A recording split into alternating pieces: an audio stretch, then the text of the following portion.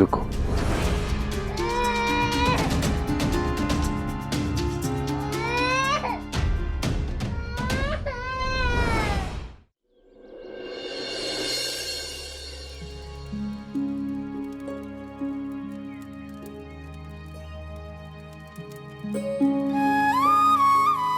प्रणाम साईं।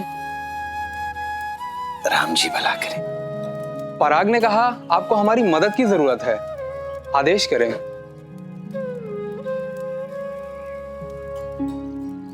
तुम दोनों मेरे लिए माला बनाओ। जरूर साईं।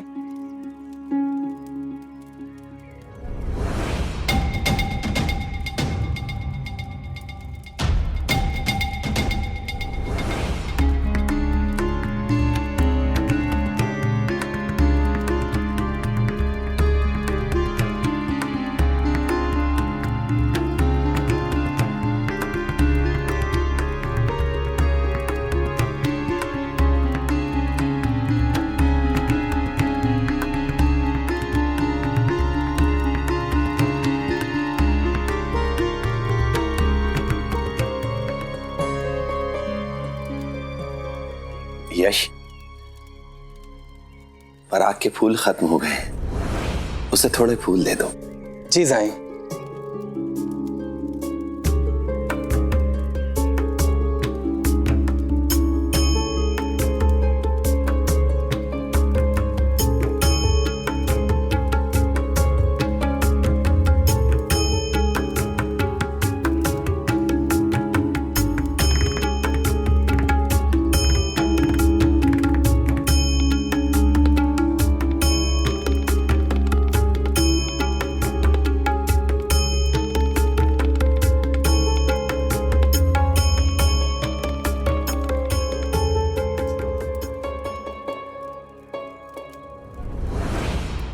मैंने माला बना दी साईं।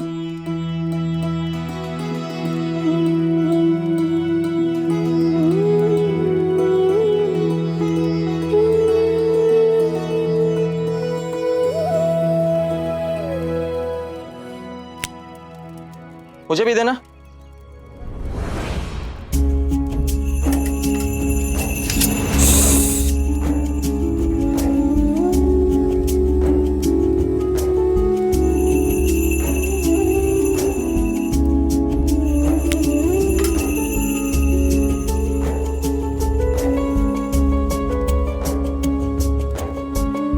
यश, तुम्हारी माला बन गई ना?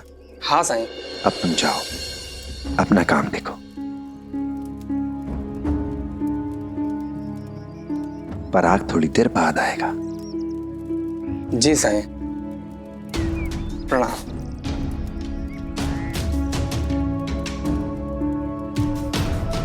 साईं, आपने उससे तो कुछ पूछा ही नहीं, ऐसे ही जाने दे दिया। क्योंकि मुझे उत्तर मिल गया है। तो क्या मेरा शक सही है? नहीं, यश निर्दोष है। साईं, ये आप कैसे कह सकते हैं? इंसान के कर्म ही उसके चरित्र को प्रत्यक्ष करते हैं। शायद तुमने ध्यान नहीं दिया। जब उसने तुम्हें चाकू दिया था तो धार वाला हिस्सा अपनी ओर कर लिया था। तुम्हें तो यह भी पता नहीं चला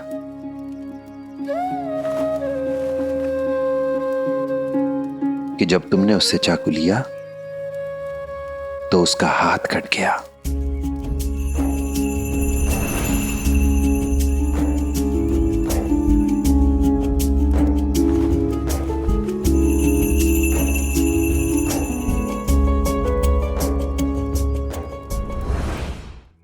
ये तो मुझे पता ही नहीं चला। हाँ, क्योंकि उसने अपना दर्द जाहिर ही नहीं किया, चुपचाप सह गया, उफ तक नहीं की। और तो और, जब उसने तुम्हें फूल दिए तो अपने फूलों में से जो सबसे अच्छे फूल थे चुनकर वो फूल दिए तुम्हें। पर तुमने उन अच्छे फूलों की भी जांच परख की। पराग, कमी यश में नहीं, कमी तुम में है, विश्वास की कमी। वो खुद से ज्यादा तुम्हारा ध्यान रखता है, तुम्हारे बारे में सोचता है। सीखना तुम्हें है, विश्वास करना सीखना है, क्योंकि संदेह करके तुम एक बहुत सच्चा, बहुत अच्छा मित्र खो दोगे। लेकिन साईं, व्यापार में जो नुकसान हो रहा है उसका क्या कारण है?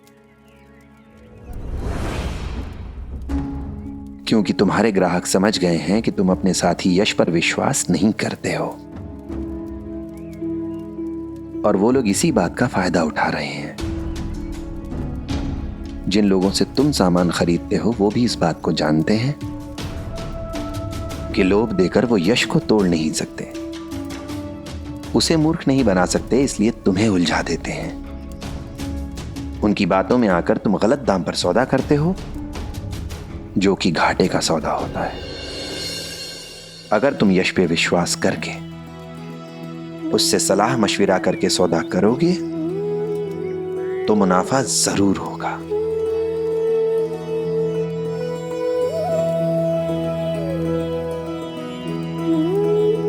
साईं, मैं समझ गया साईं। मैंने यश पे संदेह करके बहुत बड़ी भूल की है, लेकिन अब से ऐसा नहीं होगा। आप मुझे माफ कर दीजिए साईं, माफ कर दीजिए। राम जी भला करे।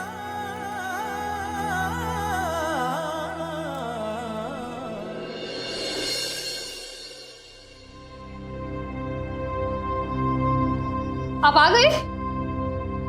क्या कहा डॉक्टर ने? जाओ तुम खेलो।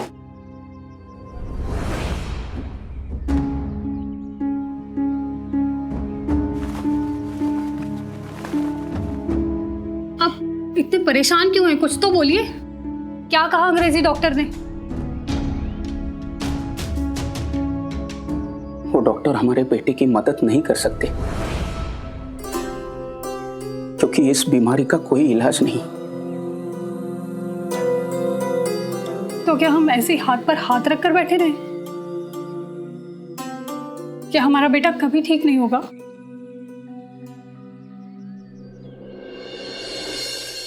अंता पंता तो जबरदस्ती सबसे सामान लेकर चले गए। सच में बहुत बुरे वो लोग। हाँ गोविंदा, हमारे पास कुछ भी नहीं है जिससे हम जन्माष्टमी मना सके। उम्मीद।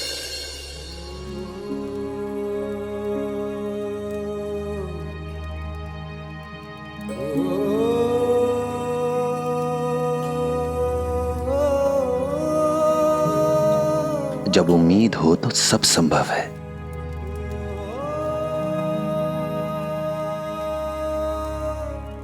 उम्मीद से क्या होगा साई? हमारे पास तो सजाने के लिए कुछ भी नहीं है।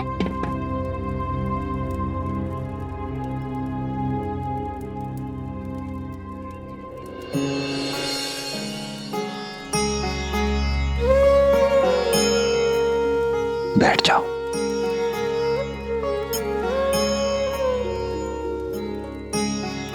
भले ही हमारे पास सजावट की वस्तुएं, खेल खिलौने ना हो, लेकिन जो हमारे पास है वो उससे भी ज्यादा महत्वपूर्ण है।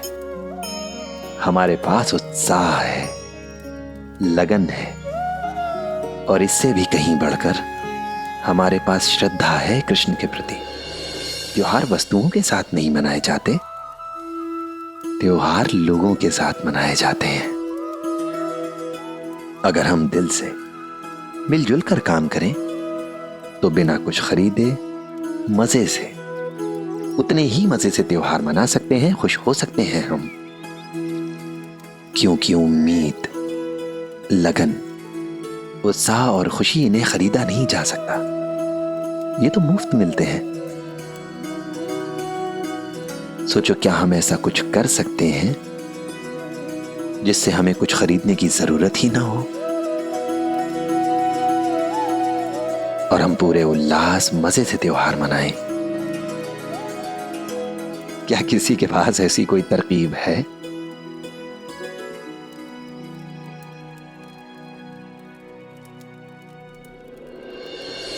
साई सही कह रहे हैं। क्या हुआ अगर हमारे पास रंगीन झंडे नहीं है तो उसकी जगह हम पुरानी साड़ियों का इस्तेमाल कर सकते हैं ना। हाँ, महंगी कैंडल की जगह हम पिछले दिवाली में बनाई हुई कैंडल इस्तेमाल कर सकते हैं। और मैं रंगोली बना दूंगी। हाँ, और मैं सबको तोरण बनाने में मदद करूंगा। साई, अब हमें मिलजुल के जन्माष्टमी मनाने से कोई नहीं रोक सकता। अब देखना इस बार की मटकी मैं कैसे फोड़ता हूँ। नहीं नहीं, मैं फोड़ूंगा। नहीं, मैं फोड़ूंगा। रुको, क्यों हर साल लड़के ही फोड़ेंगे मटकी? इस साल मैं फोड़ूंगी। नहीं, मैं फोड़ूंगा। नहीं, मैं फोड़ूंगा। नहीं, मैं फोड़ूंगी। नहीं, मैं फोड़ूंगा। नहीं, मैं फोड़ूंगा। शांत शांत हो जाओ तुम लोग।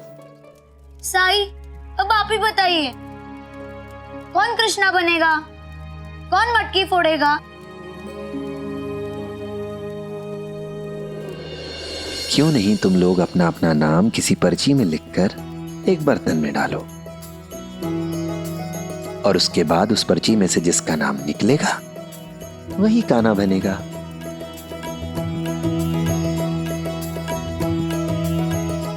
ठीक है ना?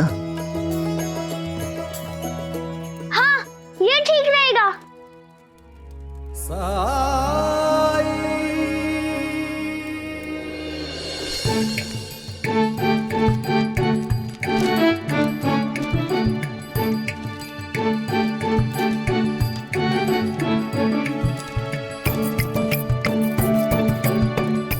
साई, ये लीजिए, हमने अपने नाम इसमें लिखकर डाल दिए। अब आप एक पर्ची निकालिए।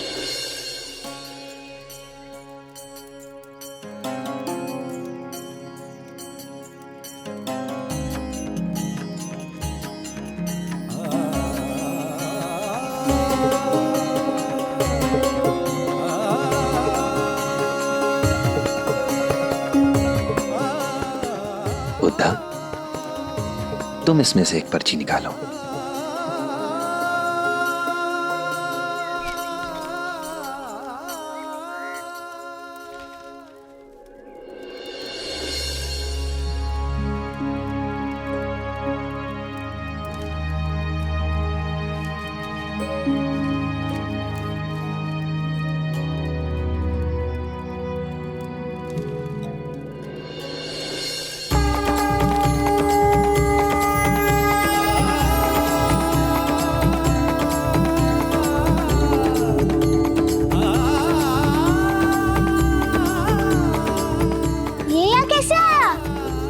हमने तो पर्चियों में अपना अपना नाम लिखा था,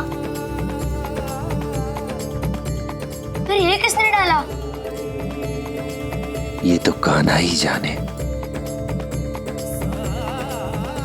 ये उन्हीं की मर्जी है, उन्हीं का चमत्कार है ये, और मैं भला उनके चमत्कार को कहां समझ पाऊंगा? उनकी मर्जी को मैं कैसे जान सकता हूं? तो अब ये फैसला कान्हा ही करेंगे कि मटकी कौन तोड़ेगा।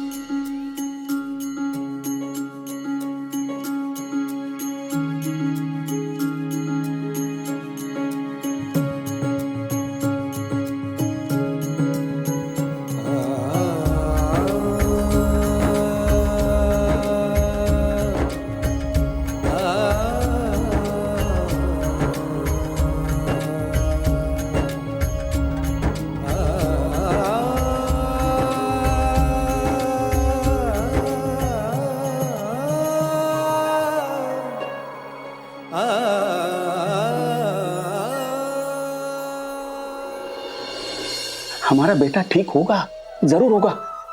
एक डॉक्टर मना कर सकता है, लेकिन भगवान नहीं। और भगवान अपने भक्तों को कभी मना नहीं करता। देखना, कृष्ण भगवान कोई ना कोई चमत्कार जरूर करेंगे, किसी ना किसी को दयाराम की मदद के लिए जरूर भेजेंगे।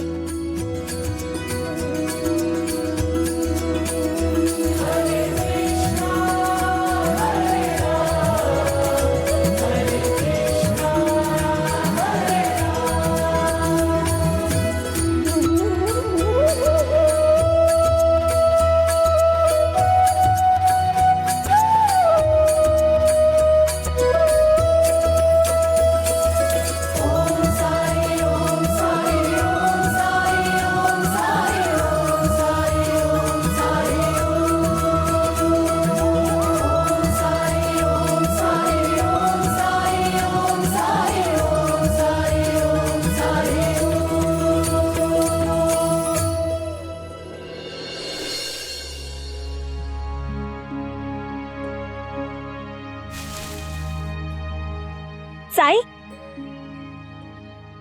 आओ चंपा।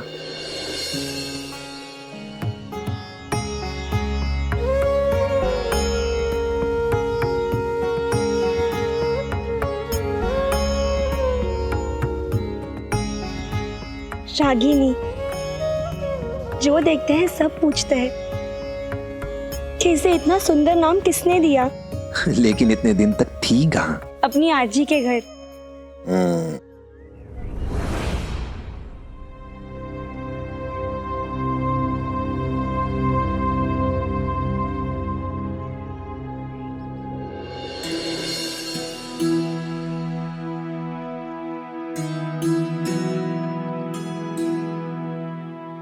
इसे गोद में क्यों उठा रखा है चंपा? नीचे छोड़ दो, जमीन पर खेलने दो इसे।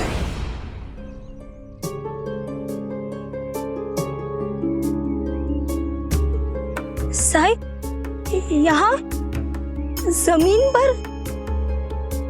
साई, यहाँ कंकड़ है, गिरेगी तो चोट लग सकती है। कुछ नहीं होगा इसे, मुझ पर विश्वास है ना? खुद से भी ज्यादा आप पर भरोसा है साई। तो फिर इसे नीचे छोड़ दो।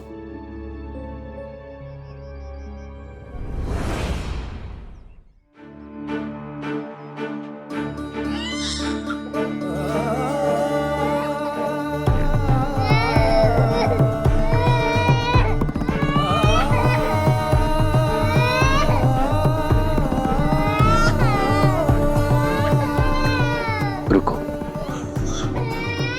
रुको चंपा, उसे चलने दो।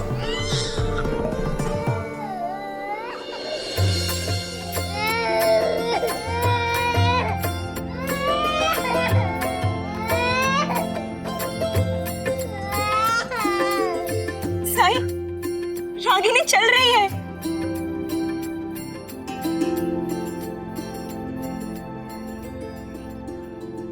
बच्चे की चिंता करने में कोई बुराई नहीं है।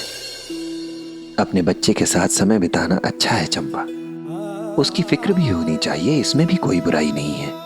और एक माँ का अपने बच्चे की सुरक्षा के प्रति सचेत रहना, ये भी स्वाभाविक है, पर किसी भी चीज की अति अच्छी नहीं। साई, चिंता कैसे ना हो। मैंने चिंता करने के लिए कब मना किया? पर किसी भी चीज की अति अच्छी नहीं है, न माता पिता के लिए और न ही संतान के लिए। वहां देखो, ऊपर।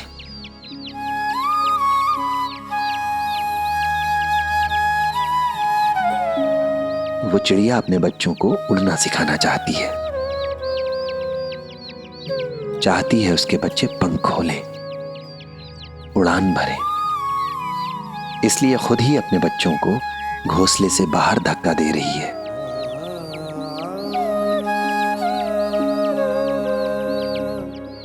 जोखिम उठा रही है, क्योंकि चाहती है उसके बच्चे आत्मनिर्भर बने। और जोखिम उठाना, प्रयास करना, कोशिश करना आत्मनिर्भर बनने के लिए बहुत जरूरी है। रागिनी को कुछ देर अकेले समय बिताने दो, क्योंकि बच्चे कुछ चीजें अपने अनुभव से भी सीखते हैं। और ये तुम बहुत अच्छा करती हो कि रागिनी को इसके आजी अजोबा के पास छोड़ाती हो। इससे बच्चों के अपने बड़ों के साथ अच्छे रिश्ते बनते हैं, सामाजिक संबंधों को, सरोकारों को सीखते हैं वो। किसी भी बच्चे के लिए ये जानना बहुत जरूरी है कि उसके आसपास उसके माता पिता के अलावा कुछ और लोग भी ऐसे हैं जिन पर वो भरोसा कर सकता है। इससे बच्चे का आत्मविश्वास बढ़ता है, खुद को सुरक्षित महसूस करता है वो, अन्य लोगों के साथ भी खुश रहना सीख पाता है वो। और अगर तुम ऐसा नहीं करोगी तो जब भी रागिनी तुम्हें अपने पास नहीं पाएगी, खुद को असुरक्षित महसूस करेगी, परेशान हो जाएगी वो।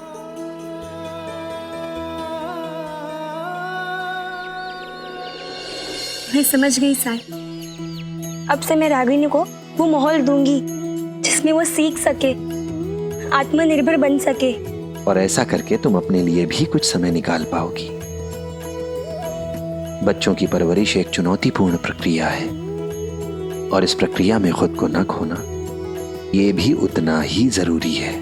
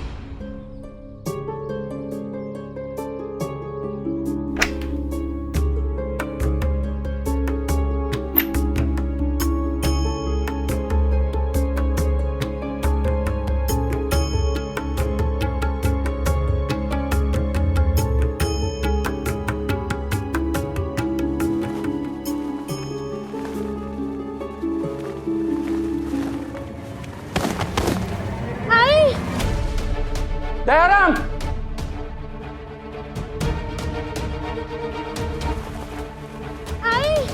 पापा पापा ये क्या? उठो उठो उठो दयाराम, अरे उठो उठो। ये क्या कर लिया तुमने दयाराम? हे भगवान, ऐसे तो इसका दम घुट सकता था। दयाराम, तुम ऐसी चीजों को खुद करने की कोशिश क्यों करते हो? तुम्हें पता है ये कितना खतरनाक हो सकता था। पापा, मेरा मोरपंख यही कहीं गिर गया है। मोरपंख? हाँ। कहाँ है? हाँ?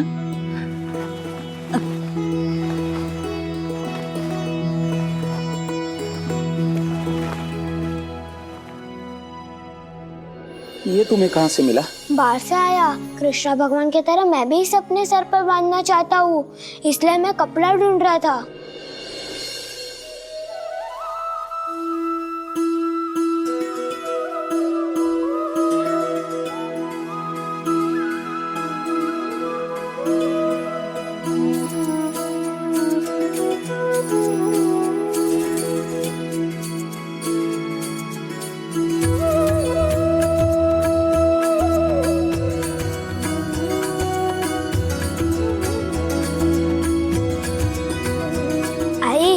मैं कृष्णा भगवान लग रहा हूँ ना?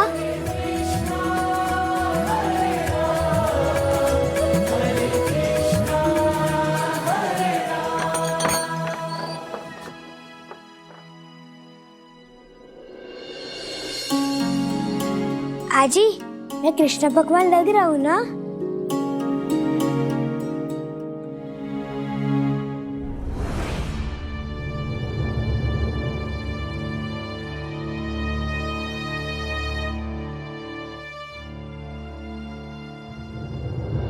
अरे इंद्र प्रकाश, तुम?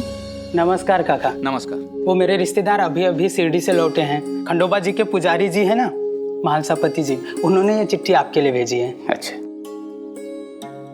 शुक्रिया। चलता हूँ। किसकी चिट्ठी है? महालसापति जी की। और चिट्ठी बाद में पढ़िएगा। आज मैंने सारे काम जल्दी निपटा लिए ताकि आप समय पर दफ्तर जाकर अपनी तरक्की की बात कर सके। आप जानते हैं ना, आपकी तरक्की हमारे लिए कितनी ज़रूरी है। आप मेहनती हैं, ईमानदार हैं, आप इस लायक हैं कि आपको तरक्की मिले।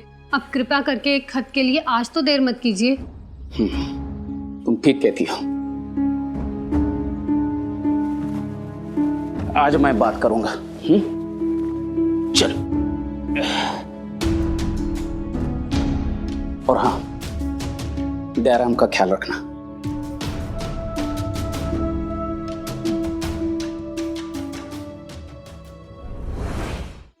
नमस्कार सुशील बाबू, लीजिए चाय पीजिए। नमस्कार आनंद बाबू। भजिया।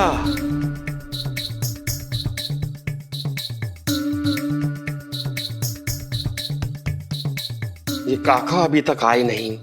सेठ जी को हिसाब किताब दिखाना है और काका का अभी तक कुछ पता नहीं। अरे जरूर अपने बच्चे के आगे पीछे घूम रहे होंगे। बेचारे काका करे भी तो क्या करे। बड़ा कष्ट परेशानियां किसके जीवन में नहीं होती। मुझे देखो, मैं तो दफ्तर समय पे आता हूं ना। हाँ, मुफ्त का नाश्ता जो मिलता है। क्या कहा? मैं ये कह रहा था, काका भले देर से आए या जल्दी जाए, लेकिन उनका काम हमेशा पूरा रहता है। वैसे ये हिसाब खाते की जिम्मेदारी तो मालिक ने आपको दी है ना। चुप कर। जब देखो बड़बड़ बड़बड़ करता रहता है। चल जा अपना काम कर। प्रणाम काका। प्रणाम। आनंद बाबू, लो आ गए काका। काका। प्रणाम आनंद बाबू। प्रणाम प्रणाम।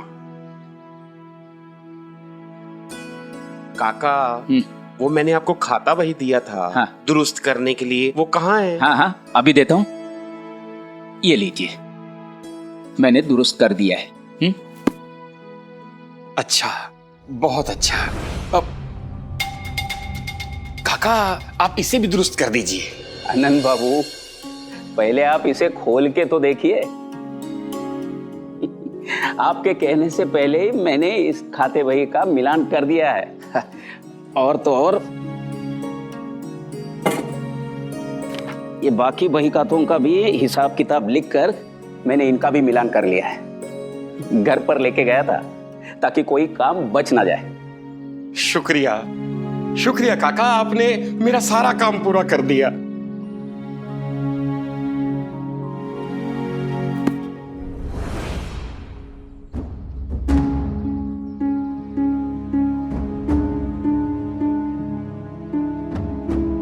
आनंद बाबू, मुझे आपसे कुछ पूछना था। पूछिए ना। क्या आपने मेरी तरक्की के बारे में सेठ जी से बात की? ये बाड़ा भी ना इतनी सी भजिया ले आता है। अरे मेरी तो भूख ही नहीं मिटती। अब आपको भूख लगी है?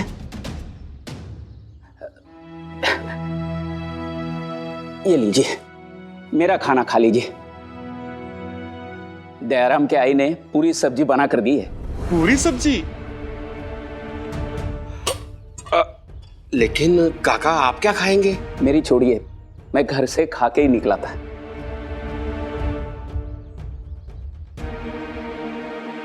आनंद बाबू, मेरी तरक्की की बात मेरे तो हम करोगे आप। काका, अपना आनंद बाबू, मैं कुछ समझा नहीं। काका, इस साल तो सेठ जी ने मना कर दिया। उन्होंने कहा कि इस साल आपकी तरक्की मुमकिन नहीं। लेकिन काका, अगर आप इसी तरह मेहनत करते रहे तो अगले वर्ष आपको अवश्य तरक्की मिलेगी। थोड़ा धैर्य रखिए काका। अब जो है आप जाकर काम कीजिए। हाँ, मुझे भी किसी काम के सिलसिले में बाहर जाना है। ये डिब्बा आपका साथ में लेकर जा रहा हूं, वापिस आकर देता हूं।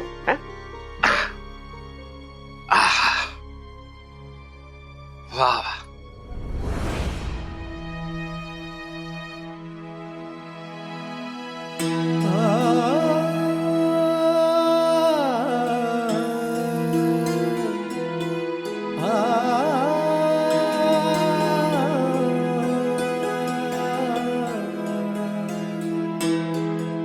क्या करूं?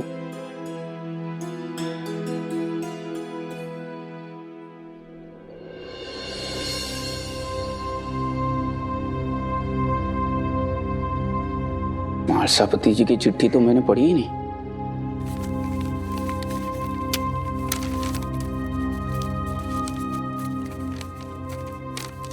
प्रिय काका, इस बार जन्माष्टमी आप हमारे साथ मनाइए शिरडी में। यहाँ आपको आपकी परेशानियों का हल भी मिल जाएगा।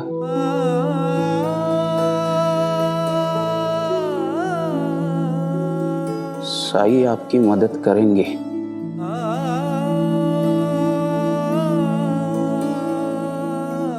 साईं? काका, साईं की महिमा कैसे सुनाऊं आपको? उनकी अनंत लीलाओं पर तो अनेक ग्रंथ लिखे जा सकते हैं।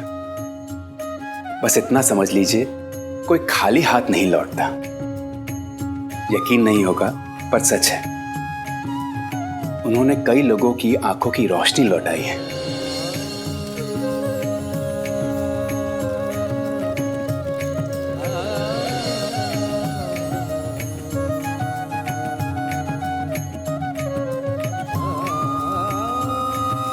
मैं देख सकती हूँ।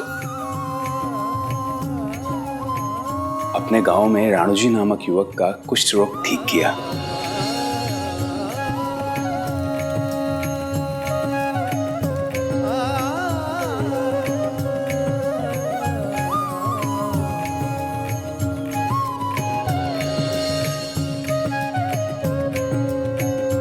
और एक बार तो उन्होंने एक लाइलाज बीमारी से ग्रस्त एक व्यक्ति को मौत के मुंह से बाहर निकाला।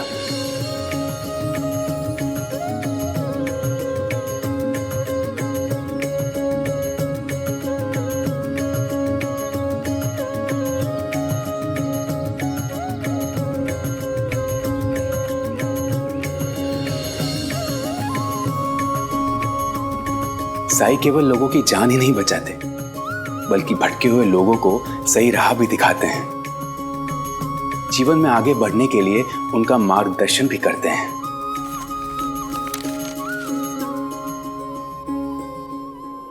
अरे क्या हो रहा है इसे?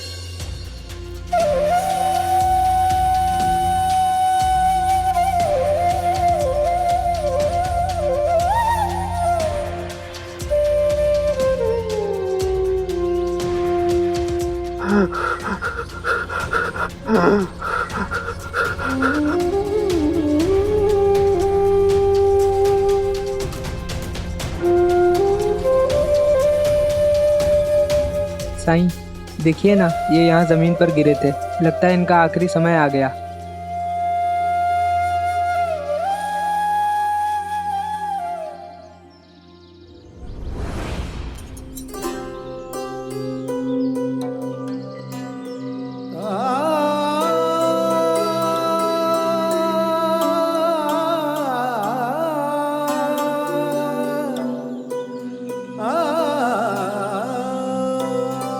मैं जानता हूं तुमने अभी अभी हिम्मत हारी है। इतनी लंबी बीमारी से लड़ लड़ के थक गए हो तुम। पर अभी तुम्हारी उम्र ही क्या है। और जानते हो, अगर तुम्हारे मन में विश्वास हो, तुम्हारा इरादा पक्का हो, तो ये बीमारी तुम्हारा कुछ नहीं बिगाड़ पाएगी।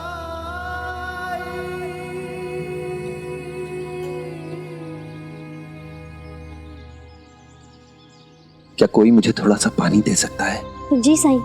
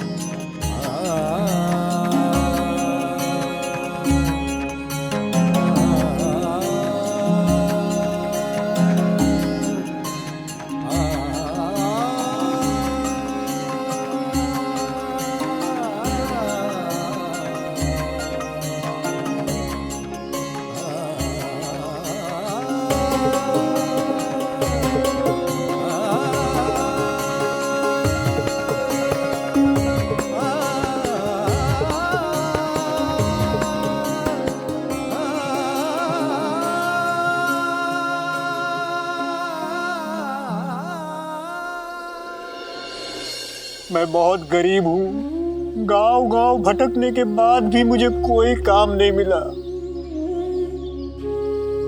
कई दिनों से तो मैंने कुछ खाया भी नहीं है।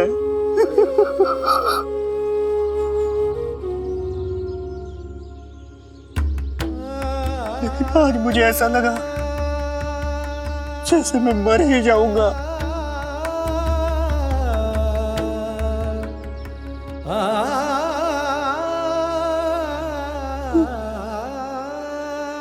ये लो, ये खा लो।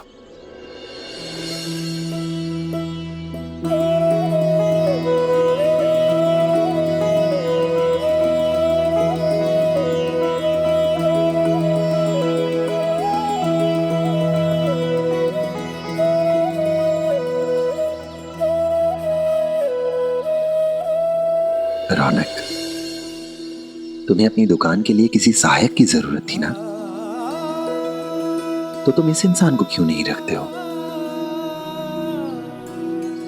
मैं तुम्हें विश्वास दिलाता हूं, ये तुम्हें निराश नहीं करेगा।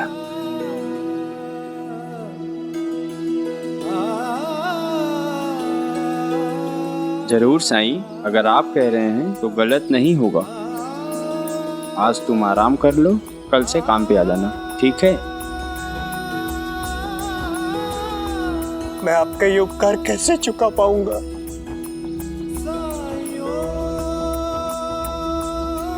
एक महीने तक द्वारका माई में खाना खाकर।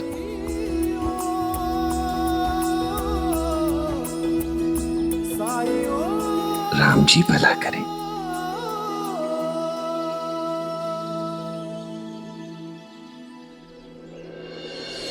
एक महीने के बाद उस व्यक्ति को अपनी पहली तनख्वाह मिली और उस व्यक्ति ने अपनी पहली तनख्वाह साई को देने की पेशकश की, लेकिन साई ने मना कर दिया क्योंकि वो किसी से भी एक पैसा नहीं लेते।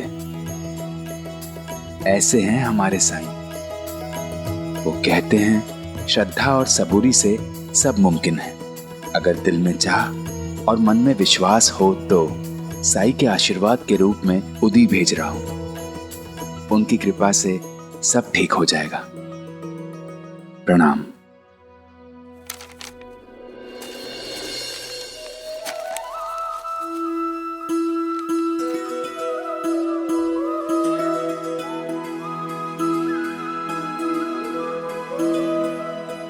साई ने बहुत लोगों की जिंदगी बदल दी। कई लोगों को स्वस्थ किया, लाइलाज रोगों से, नाउमीदों को उम्मीद दी, और सबसे महत्वपूर्ण, उन्होंने किसी से पैसा नहीं लिया। इतने दिनों बाद तो कोई उम्मीद नजर आई है। अब तो मुझे शिरडी जाना ही होगा।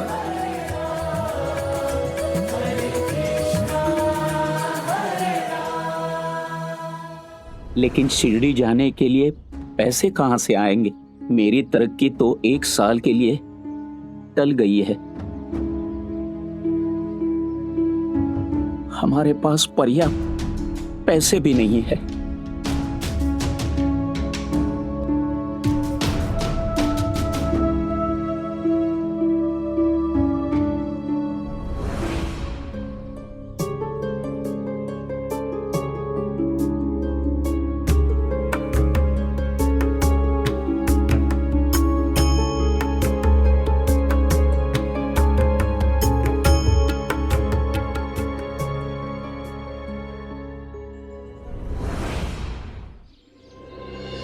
दे दी? किसे दे दी? सुनार को शिरडी जाने के लिए पैसे चाहिए थे, इसलिए अंगूठी बेच दी। शिरडी? ये अचानक शिरडी जाने की बात कहां से आई? और आप तो अपनी तरक्की की बात करने गए थे ना, क्या हुआ उसका? मैंने बात की, लेकिन सेठ जी अगले 1 साल तक तरक्की की बात नहीं करना चाहते हैं। मैं निराश हो चुका था, तभी मेरा ध्यान म्हालसापति जी की चिट्ठी पर गया।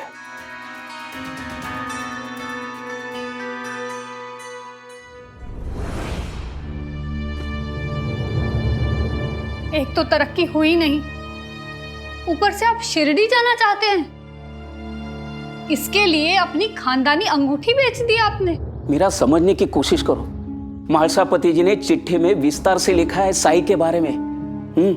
अब वही है जो हमारे दयाराम को ठीक कर सकते हैं। और कितनी बार कहां कहां नहीं भटके हैं हम। अब इन मंदिरों और बाबाओं को जाने दीजिए। बेहतर होगा कि हम इन पैसों का इस्तेमाल अपने बेटे को यहीं किसी और डॉक्टर को दिखाने के लिए करें। मतलब जिसका इलाज बंबई जैसे शहर के डॉक्टर नहीं कर पा रहे हैं, उसे शिरडी का कोई बाबा ठीक करेगा? मैं कैसे मान लूं? मीरा, अब बात आस्था की है। म्हालसापति जी की चिट्ठी पढ़कर मुझे ये विश्वास हो गया है कि हमारे दयाराम के इलाज की कोई उम्मीद है तो वो साई है। और एक बार वहां जाने से क्या बिगड़ जाएगा? मीरा, सोचो, अगर साई ने हमारे दयाराम को ठीक किया, सोचो कि साई हमारे दयाराम को ठीक कर सकते हैं, लेकिन हम वहां हमारे तर्क के कारण नहीं गए, तो क्या ये सही होगा? इसलिए चलते हैं। पर आप ये साई पर आंख मूंद कर भरोसा कैसे कर सकते हैं, जबकि आज सुबह तक तो आपने उनका नाम भी नहीं सुना था। नाम तो मैंने कहीं ना कहीं से सुना था, पर म्हालसापति जी के लिखे शब्दों से आज मुझे साई पर भरोसा हो गया है। और भरोसा, विश्वास तर्क से कहां आता है, बस आ जाता है।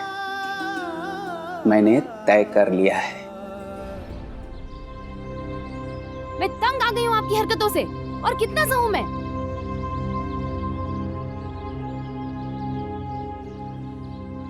भिक्षाम दे।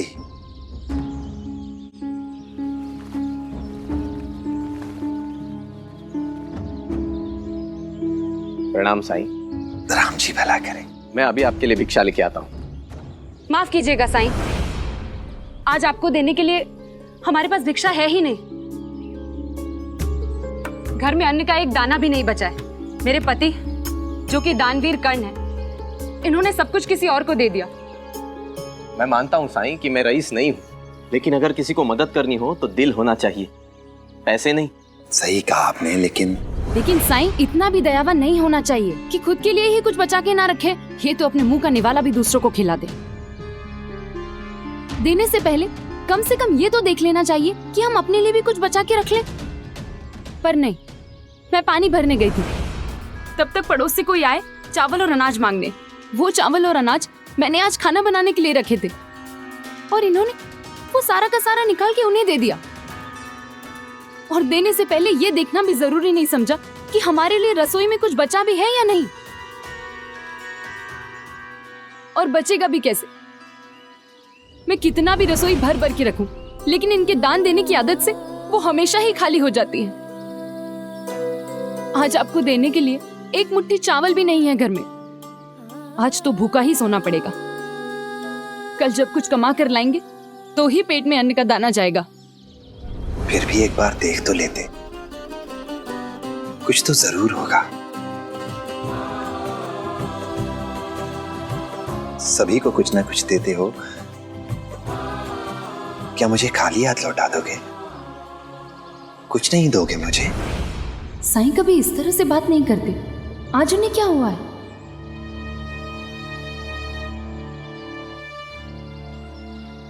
जरूर दूंगा साईं, मैं खुद जाके देख के आता हूँ। कुछ होगा तो मिलेगा ना, सब कुछ तो पहले ही दे दिया है।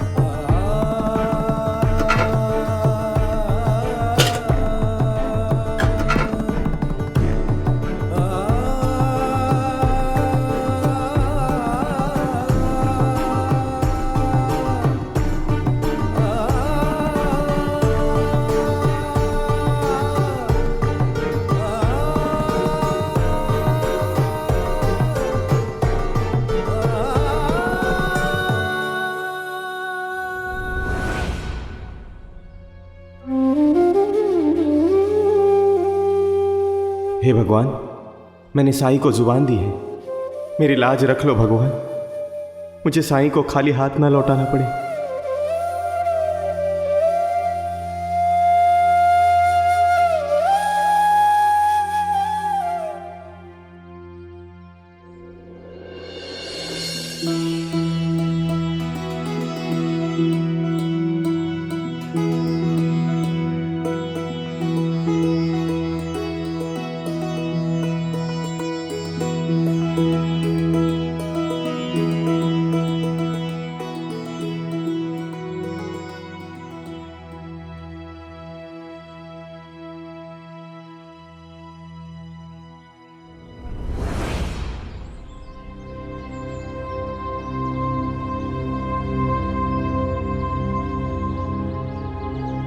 साईं, इस समय आपको देने के लिए मेरे पास बस इतना ही है,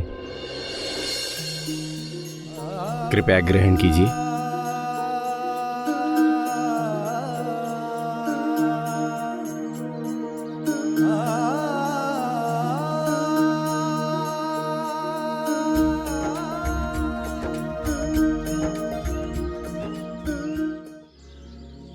ये तुम्हारे घर में अनाज का आखिरी दाना था और ये भी तुमने मुझे दे दिया।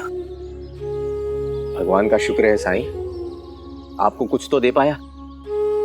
अच्छा किया, मुझे इसकी बहुत जरूरत थी। और हाँ, आप चिंता मत कीजिए, आपके पति लाखों में एक है। दूसरों की मदद करके इन्होंने इतने पुण्य अर्जित कर लिए हैं कि कोई भी समस्या, कोई भी परेशानी इन्हें हरा नहीं सकती।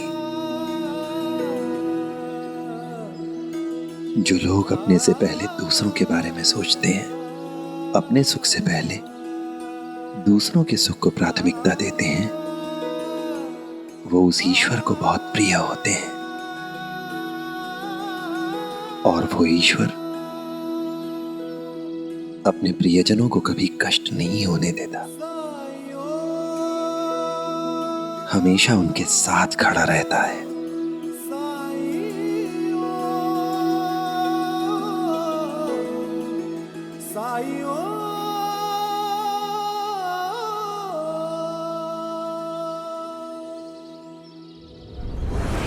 मुझे तो विश्वास नहीं हो रहा कि साईं ने भी आपका पक्ष लिया।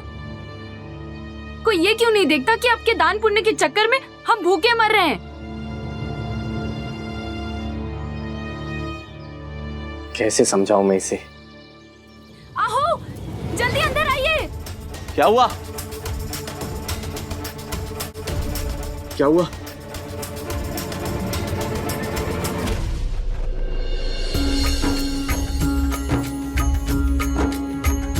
वो कहते हैं किस्मत जिसको कर्म का फल है, जीवन में कर्म योग का मार्ग ही अटल है।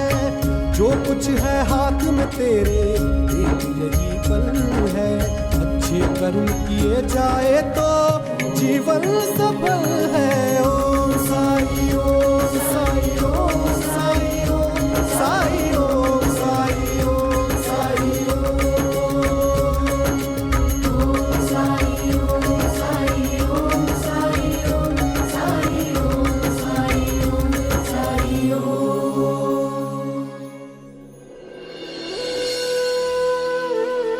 ये और कुछ नहीं, हमारे साईं का ही चमत्कार है। बेशक है,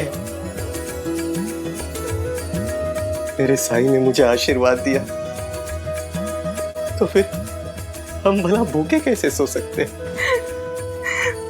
मुझे माफ कर दीजिए साईं, मैंमैंने आपको गलत समझा। आज के बाद मैं आपको किसी की भी मदद करने से नहीं रोकूंगी। मुझे माफ कर दीजिए।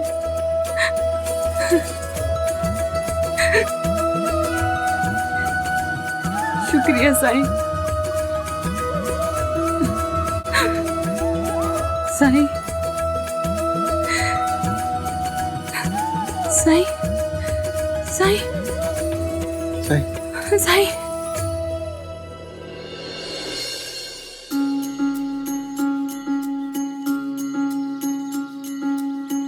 जब जीवन में दुख का अंधियारा छाए, मन में सदा श्रद्धा की ज्योत जलाए, विश्वास मन का तुझको पार लगाए, भक्ति भावना श्रद्धा से जो शीश झुकाए। ओम साई ओम साई ओम साई ओम साई ओम साई ओम साई ओम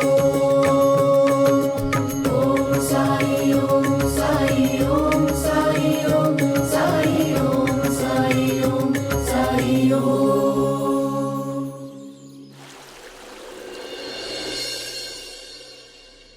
मीरा, शक करके साई के बुलावे का अपमान मत करो। हम सब जल्द से जल्द शिरडी के लिए प्रस्थान करेंगे।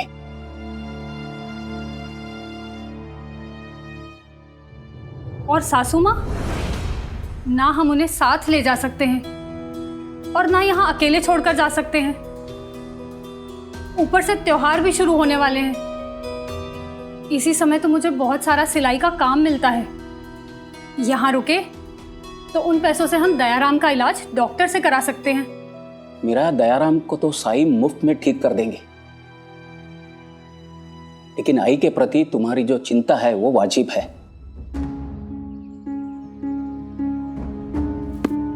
मीरा, मेरे विचार से मैं और दयाराम शिरडी जाएं, यही हम सबके लिए अच्छा होगा। आप दोनों? पर आप अकेले सब कुछ कैसे संभाल पाएंगे? अब मैं अकेला कहाँ हूं? साई के प्रति आस्था मेरे साथ है। तुम देखना, जब हम लौटेंगे तो दयाराम के दोनों हाथ ठीक हो चुके होंगे। मैं कल ही अनंत बाबू से मेरी छुट्टी की बात करता हूं। उम्मीद है मुझे छुट्टी मिल जाएगी।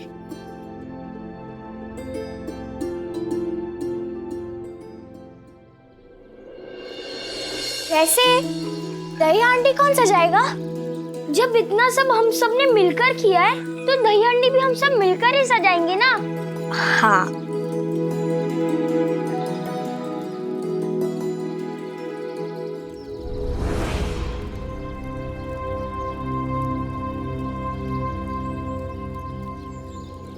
काका नमस्कार। अरे महासापति जी,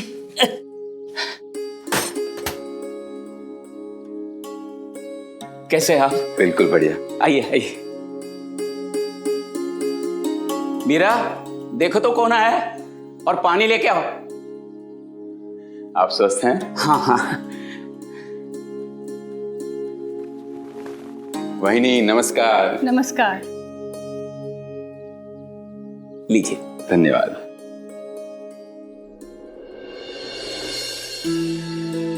अरे वाह, कितनी सुंदर सुंदर हांडियां हैं। वाह, लेकिन काका एक बात बताइए, ये इतनी सारी हांडियां क्यों बना रहे हैं आप? कोई नया रोजगार शुरू किया है क्या आपने? अरे नहीं नहीं, वो पड़ोसियों के लिए है। हमारे पड़ोसी और परिचित लोगों को दयाराम के बाबा का काम बहुत पसंद आता है, इसीलिए वो सब दही हांडी के अवसर पर सजाने के लिए अपनी हांडियों को यहाँ छोड़ जाते हैं। अच्छा, बहुत खूबसूरत।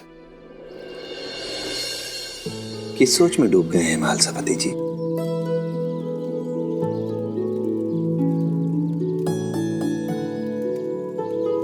मैं अपने मित्र काका महाजनी के बारे में सोच रहा था साई। उन्हें भी हांडिया सजाने का बहुत शौक है और इसलिए साई, मैंने उन्हें जन्माष्टमी मनाने के लिए यहीं बुला लिया है।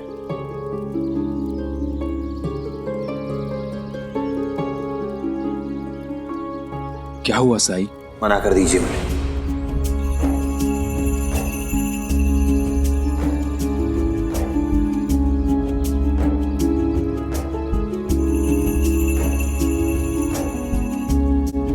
साई, लेकिन उन्हें जल्द से जल्द आपसे मिलना है। लेकिन मैं उनसे नहीं मिलना चाहता हूं।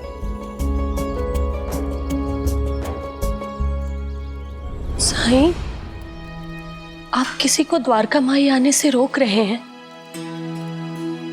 लेकिन आप ही हमेशा कहते हैं ना कि द्वारका माई में सबका स्वागत है। कभी भी कोई भी यहाँ। मालसापति जी, जैसा कहा है वैसा ही कीजिए।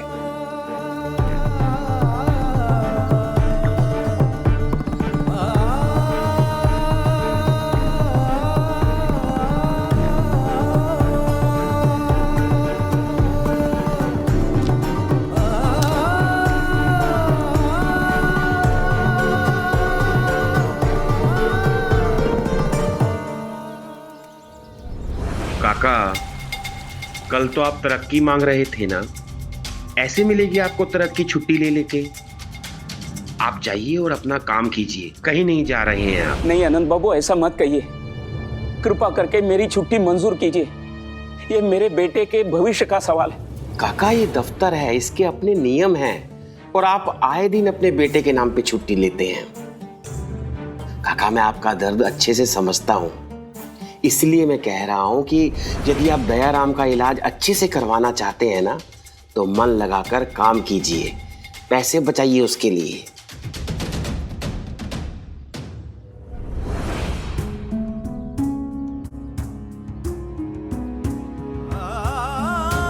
अच्छा नहीं ला थोड़ी।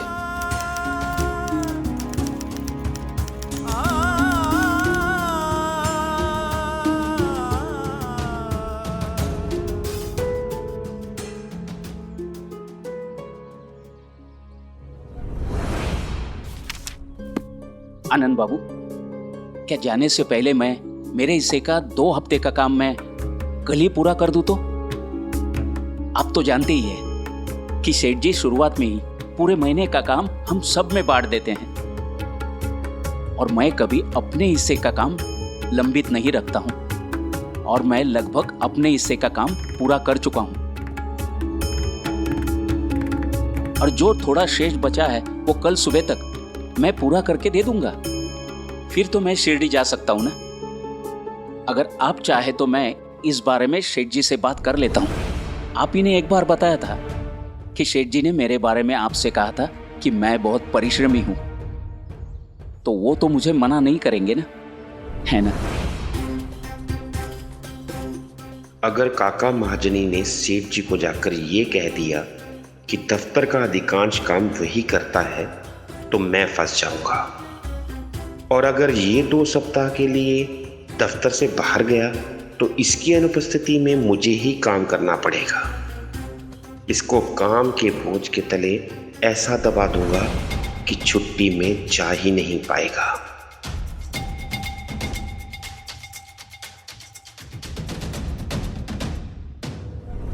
काका, इतनी सी बात के लिए आप सेठ जी को क्यों परेशान करोगे?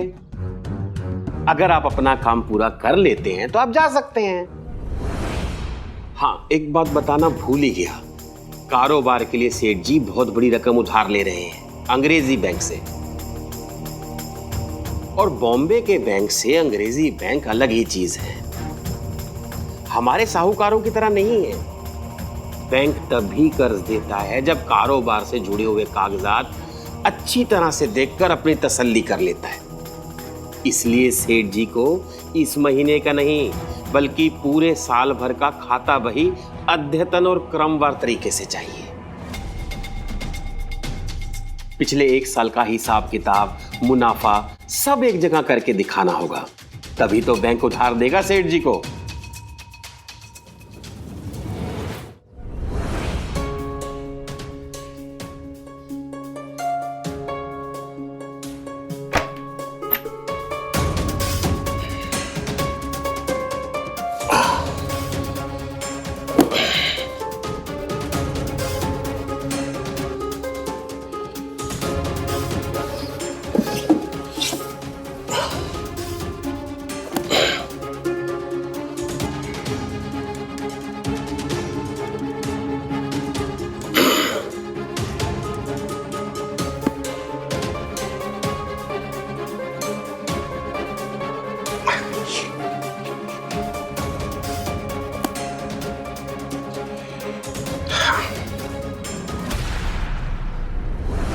चलता हूं, मुझे कुछ लेनदारों से मिलने जाना है।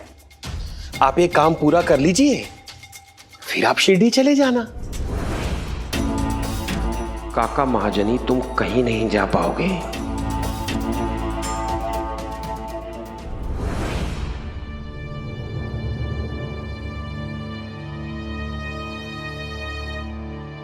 काका, इतने सारे खाता बही का अद्यतन आप रात भर में कैसे खत्म कर पाएंगे?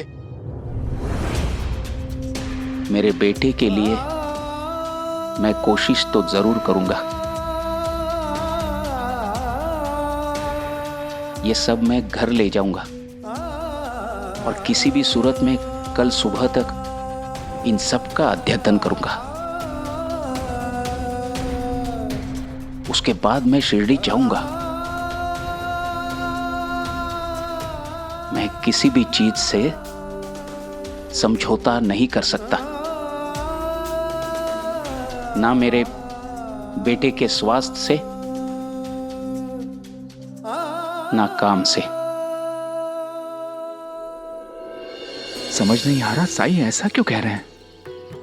उन्होंने आज तक किसी को यहाँ आने से रोका नहीं। साई कभी भी कोई बात ऐसे ही नहीं करती और ना ही कहते हैं। आहो, मेरा विचार है कि आप काका महाजनी को यहाँ आने से रोक दीजिए। उन्हें थोड़ा इंतजार करने के लिए कह दीजिए। पार्वती, मैंने उनके अस्वस्थ बेटे की मदद करने के लिए उन्हें शिरडी बुलाया है।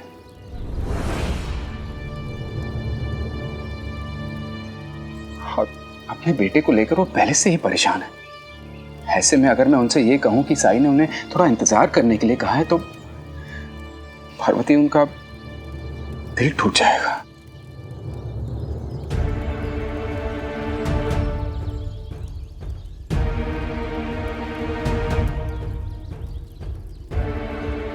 किस सोच में डूबे हैं महालसपति जी?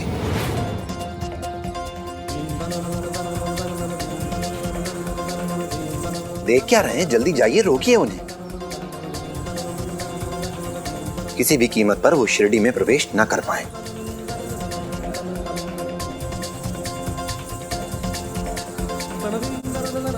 ठीक है साई, जैसा आप कहें।